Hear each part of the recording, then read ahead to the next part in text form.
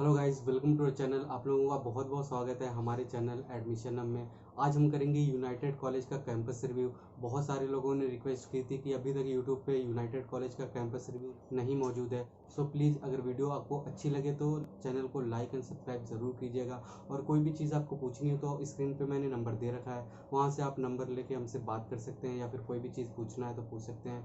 बस शर्त इतनी है कि आप इस चैनल को व्हाट्सएप ग्रुप में शेयर कीजिए, अपने दोस्तों से सब्सक्राइब कीजिए और जितनी हो सके हेल्प कीजिए। इस कॉलेज के बारे में जानेंगे कि कौन कौन से ये कोर्सेज़ कराते हैं, कौन कौन से ये फैसिलिटीज़ प्रोवाइड करते हैं, हॉस्टल इसका कैसा है, कैंपस इसका कैसा है। तो सारी चीज़ें आज हम इस वीडियो में आपको बता देंगे ताकि आपको आगे कोई भी कन्फ्यूज़न ना रहे। अगर आप इस कॉलेज में एडमिशन लेना चाहते हो तो बहुत ही आराम से एडमिशन ले सकते हो। तो चलिए शुरू करते हैं और देखते हैं कि कैसा है यूनाइटेड कॉलेज। चलिए शुरू करते हैं। सबसे पहले हम आज कैंपस रिव्यू का सारी चीज़ें आपको बताएंगे, कैंपस में क्या क्या चीज़ें हैं और सबसे इम्पोर्टेंट चीज़ कि आपको क्या करना है 4 साल में, और क्या ब्रांच चूज़ करनी है, आपको कैसे बेवकूफ़ बनाया जाता है, प्लेसमेंट के नाम पे चूरन दिया जाता है। सारी चीज़ें इस वीडियो में बताएंगे। अभी तक आपने हमारे चैनल सब्सक्राइब नहीं किया है, मैंने आपसे पहले ही बोल रखा है कि अगर चैनल को सब्सक्राइब नहीं किया तो प्लीज़ चैनल को सब्सक्राइब ज़रूर कर दें। इस वीडियो में आपको बताऊंगा कि कौन सी आपको ब्रांच सेलेक्ट करनी है और कौन सा आपका कोर्स करना है, या फिर कौन सी ब्रांच लेनी है, और कैसे कॉलेज चूज़ करना है, टीचर के बारे में क्या जानना है। सारी चीज़ें इस वीडियो में बताऊंगा मैं।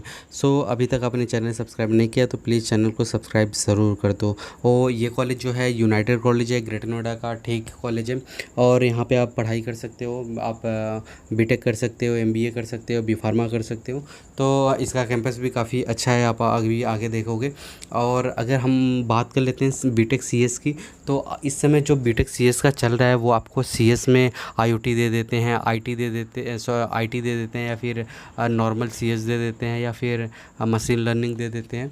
तो ये सब ब्रांचेज़ अभी आपको नहीं लेनी, क्योंकि ये बहुत ही ट्रेंडिंग में ये नहीं है। इसीलिए ये अपनी सीट्स बस फुल करने के लिए कॉलेजेस, मैं सिर्फ यूनाइटेड की ये बात नहीं कर रहा हूँ, या सारे कॉलेजेस जो हैं ग्रेटर नोएडा के सारे वही काम कर रहे हैं। अगर आप उनसे सीएस कोर मांगोगे तो वो नहीं देंगे आपको, क्योंकि वो पहले अपनी एआई सीटें फुल करनी चाहते हैं, और जो भी सब ब्रांचेज़ हैं, क्योंकि सब ब्रांचेज़ में इतनी डिमांड नहीं है यहाँ पे। और जैसे भी आप कॉलेज में इंटर करते हो तो यहाँ पे एक मंदिर बड़ी सी दिखती है, उसका हनुमान जी का मंदिर है। उसके बाद आप सामने इंटर करते हो, जो सामने आपको पीले कलर की वो सामने दिख रही बिल्डिंग छत के ऊपर, ये जो है मेन बिल्डिंग है। यहाँ आपका रिसेप्शन है, यहाँ पे जाके आप सारी चीज़ें पूछ सकते हो एडमिशन के बारे में, या फिर जो भी आपको इंक्वायरी करनी है। मैं बात कर रहा था कि आपको क्या ब्रांचेस चूज़ करनी है सीएस में। आपको अभी सीएस में बस सीएस कोर लेना है, क्योंकि अब अगर आप एआई ले लेते हो तो आप एआई के साथ बंध जाते हो, या फिर मशीन लर्निंग लेते हो तो मशीन लर्निंग के साथ बंध जाते हो। तो आपको बंधना नहीं, आपको कोर लेना है, क्योंकि कोर की मार्केट में बहुत ज़्यादा डिमांड है। मैं आपसे ये रिक्वेस्ट हमेशा करूँगा कि आप हमेशा कोर पे ही ध्यान दीजिए, क्योंकि कोर का बहुत ज़्यादा डिमांड है। अगर आपको सब ब्रांच लेनी है तो आप सर्टिफिकेशन भी कर लीजिएगा, 3500 का होता है, 4000 का होता है, 5000 का होता है। तो इतनी कोई परेशानी वाली बात नहीं है इसमें। आप कोर ब्रांच लेके सर्टिफिकेशन भी कर सकते हो। ये कोई बहुत बड़ी बात नहीं है कि आपको गलगोटिया में एआई नहीं मिल रहा है, कोर नहीं मिल रहा है, या फिर जेल बजाज में कोर नहीं मिल रहा तो आप एआई ले लो, या फिर ईसी ले लो, या फिर आईटी ले लो। आपको क्यों लेना? आपको जो ब्रांच में आपको इंटरेस्ट है आप वो ब्रांच लोगे ना, कि आपको कॉलेज के ऊपर जो वो देगा वो आप लोगे, क्योंकि 4 साल आपको पढ़ाई करना है, उसके बाद कैरियर आपका है, आपके ऊपर डिपेंड करता है ये सब चीज़ें, ठीक है। तो ये चीज़ आप ज़रूर ध्यान रखिएगा कि सीएस लीजिएगा तो कोर लीजिएगा, क्योंकि इस समय बहुत ट्रेंड चल रहा है। क्योंकि एकेटीयू ने नई पॉलिसी निकाली है कि उसने बहुत सारे ब्रांचेस खोल दिया है सीटें बढ़ाने के लिए। आपको सीएस कोर में पहले एडमिशन लेना है। अगर नहीं मिलता, बहुत ज़्यादा मजबूरी है, तो अगर किसी कॉलेज में नहीं मिलता तो जाके आप ले लो, या फिर आपको ऑप्शन मिल रहा है कि इस कॉलेज में नहीं मिल रहा है, दूसरे कॉलेज में मिल रहा है, तो आप वहाँ जाके ले लो, लेकिन सीएस कोर में ही लो, क्योंकि ग्रेटर नोएडा में जितने भी कॉलेजेस हैं वो सब एकेटीयू से अफिलिएशन है, ठीक है उनका।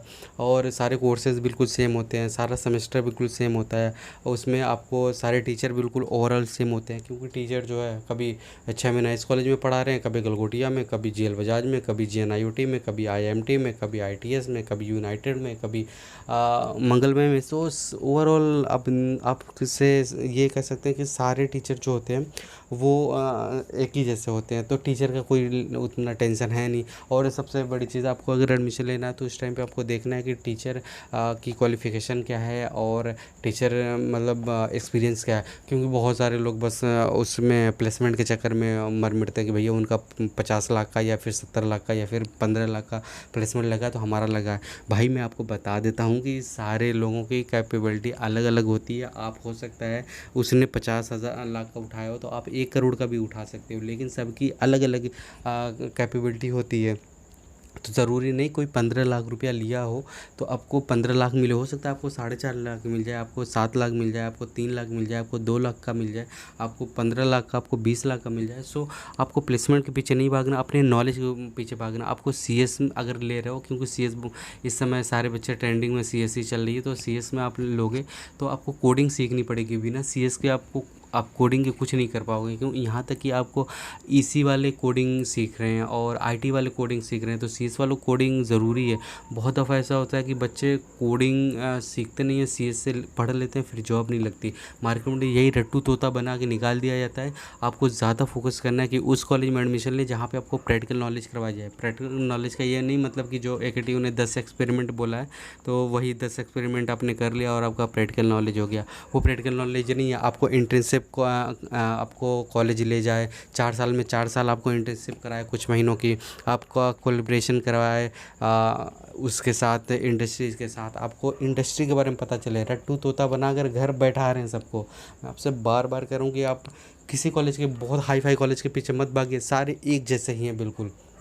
क्योंकि वहाँ पे आपको जो भी डिग्री मिलती है, जो भी सारी चीज़ें पढ़ाई जाती हैं, सिलेबस हो या फिर टीचर हो या फिर ड्यूरेशन हो, सारा कुछ सेम होता है। बस ये होता है कैंपस किसी का अच्छा, किसी का हल्का, किसी का बड़ा, किसी का छोटा, बस इतना डिफरेंट होता है। कैंपस दे के आप एडमिशन ले के फिर 4 साल बाद कैंपस आप छोड़ दोगे, साथ आपके साथ डिग्री और नॉलेज जाएगी। तो प्लीज़ आप लोगों से मैं रिक्वेस्ट करता हूँ कि आप प्लीज़ प्लेसमेंट के पीछे मत भागिए। हाँ ठीक है, प्लेसमेंट हो रहा है वहाँ पे, ठीक है हो रहा है, लेकिन ये नहीं कि उनका प्लेसमेंट उतने का लग गया तो हमारा भी लग जाएगा। हो सकता है आपका ज़्यादा लग जाए, हो सकता है आपसे कम भी लगे। क्योंकि ग्रेटर नोएडा में कंपनियां सारे कॉलेजेस में आती हैं, ऐसी बात नहीं कि कॉलेजेस में कंपनियां नहीं आती हैं, सारे कॉलेजेस में कंपनियां आती हैं। लेकिन बस इतना होता है कि कैपेबिलिटी बच्चों के अंदर नहीं होती है, वो नहीं सेलेक्ट हो पाते कंपनी में, क्योंकि वो नहीं उस टाइप से अपने आप को प्रिपेयर कर पाते।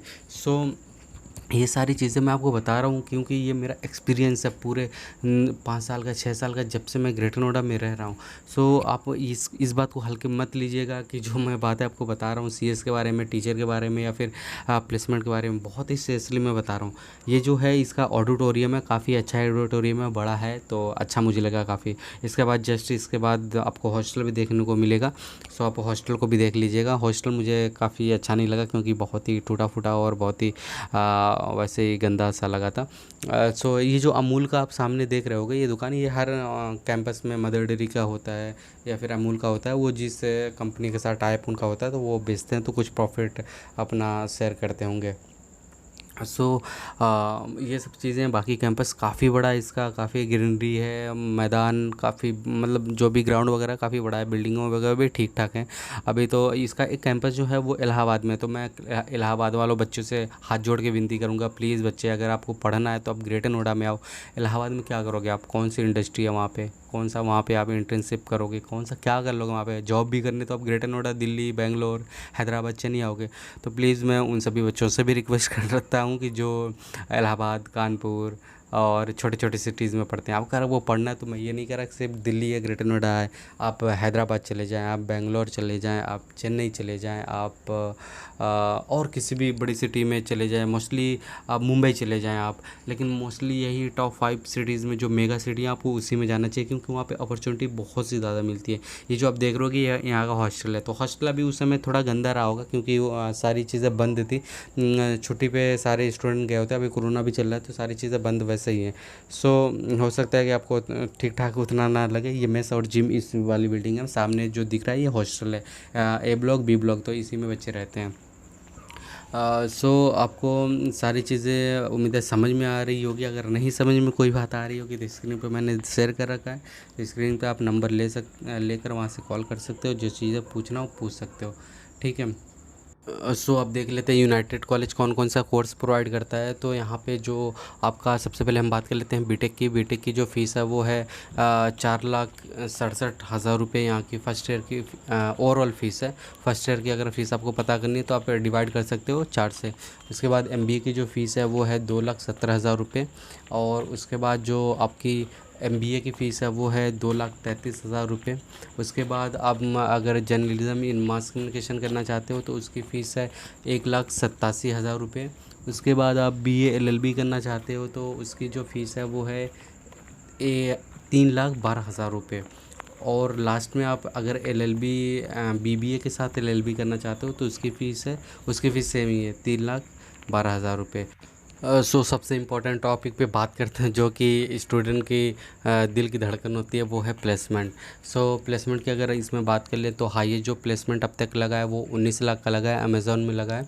और इसमें जो जॉब ऑफ़र की गई हैं वो 1,082 स्टूडेंट को की गई हैं 81 कंपनियों के साथ। मतलब 81 कंपनियों में टोटल इनके बच्चे गए हुए हैं। और यहाँ पे जो इन्फोसिस में प्लेस्ड हुए हैं वो है 156 बच्चे। और विप्रो में जो प्लेस्ड हुए हैं वो बच्चे वो हैं लगभग 50 के करीब। और टीसीएस में वो जो प्लेस्ड हैं बच्चे उनकी तादाद है आपकी 92, मतलब 92 बच्चे प्लेस्ड हुए हैं। सो अगर कुछ कंपनियों की बात कर लें इसमें कौन कौन सी कंपनियां जो आती हैं रिक्रूटर्स हैं, तो इसमें आपकी एचसीएल है, विप्रो है, जीएल है, एयरटेल है, आईबीएम है, और जस्ट डायल है, इन्फोटेक है, डीसीएस है। बहुत सारी इसमें है। और आपको बता दूं मैं इसमें जिंजर है, स्पार्क है, महिंद्रा है। तो बहुत सारी कंपनियां हैं। ओवरऑल आपको 100 कंपनियों ने इसमें विज़िट किया है अभी तक। और सैमसंग है, बहुत सारी कंपनियां हैं जो कि अभी इन फ्यूचर आएंगे भी, जैसे नौकरी.com भी इसमें विज़िट कर चुकी है। एक्सिस बैंक है, रिलायंस है, बायजू है। तो मतलब ओवरऑल जितनी भी कंपनियां मार्केट में हैं, जैसे मैं कहता हूँ ना कि जब भी कंपनियां आती हैं तो वो सिर्फ ये नहीं कि हम एक ही कैंपस में जाएंगे, वो ओवरऑल जिन उनको ज़्यादा बच्चे चाहिए होते हैं, ज़्यादा बच्चे चाहिए होते हैं और अच्छे क्वालिटी के बच्चे चाहिए होते हैं। तो वो ओवरऑल सारी चीज़ें देखता है कि सारे कॉलेजेस में देख लेता है कि जहाँ पे सबसे अच्छे बेस्ट उनको बच्चे लगते हैं वहाँ से वो उठाता है। सो ये रहा पूरे आपको फ़ीस की डिटेल मैंने बता दी, प्लेसमेंट की डिटेल बता दी, जो दो चीज़ सबसे इंपॉर्टेंट होती है, आपको सीएस की सारी डिटेल बता दी, टीचरों की सारी डिटेल बता दी कि क्या आपको देखना चाहिए एडमिशन के टाइम पे। आपको प्रैक्टिकल नॉलेज पे ज़्यादा फोकस करना है, क्योंकि थ्योरेटिकल पढ़ा के रटा के वही 10 क्वेश्चन इंपॉर्टेंट क्वेश्चन पढ़ा के आपको बेकार कर दिया जाता है।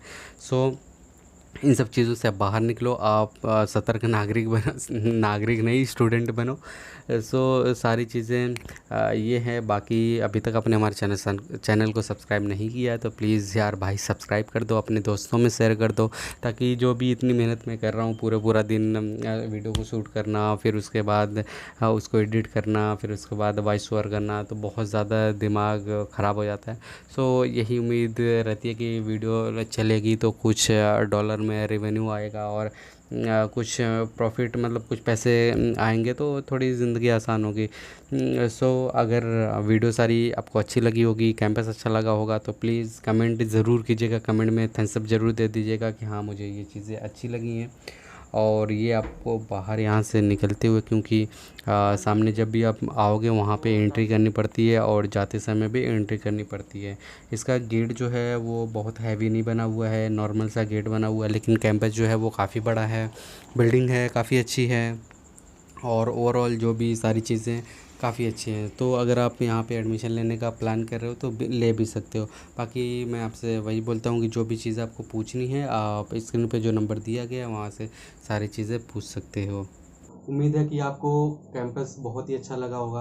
अगर कोई भी चीज़ आपको समझ में नहीं आई हो तो स्क्रीन पे जो नंबर दिया गया है वहाँ से आप कॉल करके हमसे पूछ सकते हो। और उम्मीद करता हूँ कि आपको जो भी चीज़ें बताई गई हो सिंपल लैंग्वेज में समझ में आई हो। तो उम्मीद करता हूँ कि आप हमारे चैनल को सब्सक्राइब ज़रूर करेंगे। अगर और भी कोई चीज़ की ज़रूरत हो जो कि आप पूछना चाहते हो, या फिर किसी भी और कैंपस का कैंपस रिव्यू चाहिए, या फिर किसी कॉलेज के बारे में और भी वीडियो में डिटेल बनानी हो, तो आप कमेंट करके या फिर व्हाट्सएप पे मैसेज करके आप मुझे बता सकते हो।